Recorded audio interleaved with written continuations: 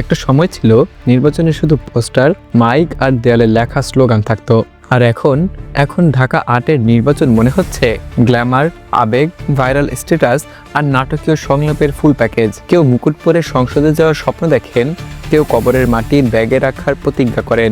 এই দেশে রাজনীতি না থাকলেও ড্রামা কিন্তু কখনো কমে না। মিস আর্থ বাংলাদেশ 2020 বিজয়ী মেঘনা আলম এখন ঢাকা ৮ আসনের প্রার্থী। ক্যাটওয়াক থেকে সরাসরি ক্যাম্পেইন, এটাই বুঝি নতুন ট্রেন্ড। তিনি ঘোষণা দিয়েছেন জিতলে প্রথম দিন সংসদে যাবেন মাথায় মিস বাংলাদেশের মুকুট নিয়ে। কেউ যদি ভাবে রাজনীতি খুব সিরিয়াস ব্যাপার, তাহলে ঢাকা ৮-এ একবার ঘুরে আসলেই ভুল ভাঙবে। মুকুটের সঙ্গে সঙ্গে তিনি নাকি ব্যাগে করে নিয়ে যাবেন শহীদ ওসমান হাদির কবরের মাটি। শুনে মনে হয় এটা সংসদ নয়, এটা সিনেমার ক্লাইম্যাক্সের সিন। ব্যাকগ্রাউন্ডে যদি ভায়োলিন বাজে তাহলে অবাক হওয়ার কিছুই নেই। ঢাকা ৮-এ স্বতন্ত্র প্রার্থী হওয়ার কথা ছিল শহীদ ওসমান হাদির।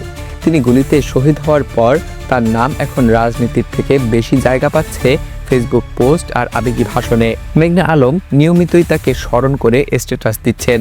মেঘনা আলম ঘোষণা দিয়েছেন কোনো নারী হ্যারাসমেন্টের শিকার হবে না, কোনো পুরুষও বিচারহীনতার বলি হবে না। ক্যাপ না থাকলেও ডায়লগ কিন্তু পুরো মার্ভেল লেভেলের। তার পরিকল্পনা অনুযায়ী পুরো ঢাকা ৮ হবে ক্যামেরার আওতাধীন। রাস্তায় হাঁটলেও ক্যামেরা, চা খেতেও ক্যামেরা। এমন অবস্থা যে মানুষ হয়তো একদিন বলবে, ভাই আমি কি রিয়েলিটি শোতে ঢুকে পড়েছি? নিরাপদ হাঁটা, সাইকেল লেন, পুষ্টিকর খাবার, পরিচ্ছন্ন এলাকা, সব মিলিয়ে ঢাকা ৮কে বানানো হবে আধুনিক স্বপ্নের শহর। শুনতে শুনতে মনে হয় এটা কি বাংলাদেশ নাকি সুইজারল্যান্ডের ট্রেলার।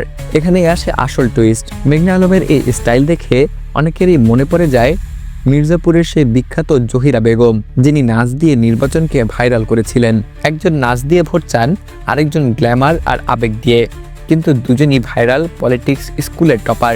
মিটিং মিছিলের থেকে বেশি রাজনীতি হচ্ছে স্ট্যাটাসে, কে কি লিখলো, কে কাকে ট্যাগ করলো, এই নিয়েই আলোচনা বেশি।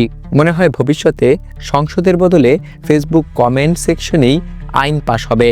ঢাকা ৮-এর নির্বাচন এখন শুধু ভোটের লড়াই নয়, এটা হচ্ছে গ্ল্যামার প্লাস আবেগ প্লাস ভাইরাল প্লাস প্রতিজ্ঞা প্লাস নাটক = ফুল এন্টারটেইনমেন্ট প্যাকেজ।